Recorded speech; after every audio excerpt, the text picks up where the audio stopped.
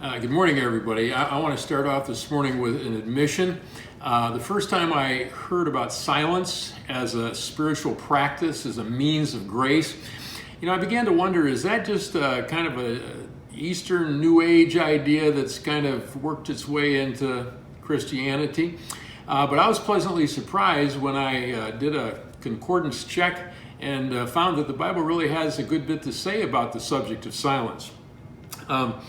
Let me give you today just a couple of verses that I think might help you to focus. So as you look for those spaces where you can spend time with God and allow your soul to quiet, you'll have a verse or two to focus on to help you.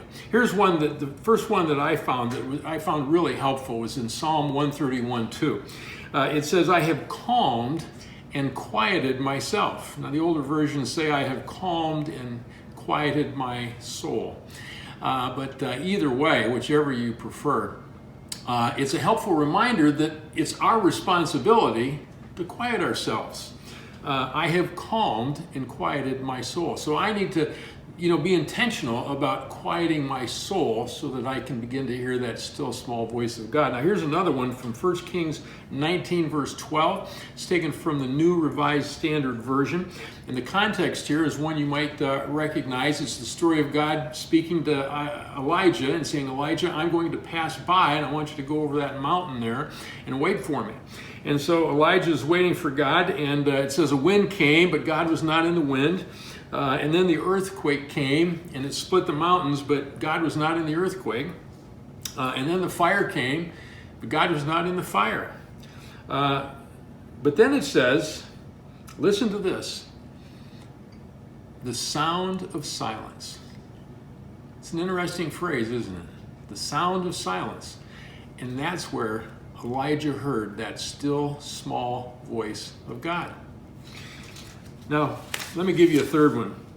This one's taken from Habakkuk chapter 2, verse 20, and this is from the Message. It says, "God is in his holy temple." Quiet, everyone. A holy silence. Listen. I like the way it brings together the idea of silence and listening. And remember, that's always the point. Silence is never for the purpose of silence. Silence is for the purpose of intimacy with God, of being able to hear from God, of being to drown out those other voices so I can hear him. You hear this again and again. God said to Moses, "Keep silence and hear." God said to Isaiah, "Listen to me in silence." So let me just encourage you to keep up on your project, looking every day for a couple spaces where you can just get alone, quiet your heart, maybe use one of those verses to help focus. See you tomorrow.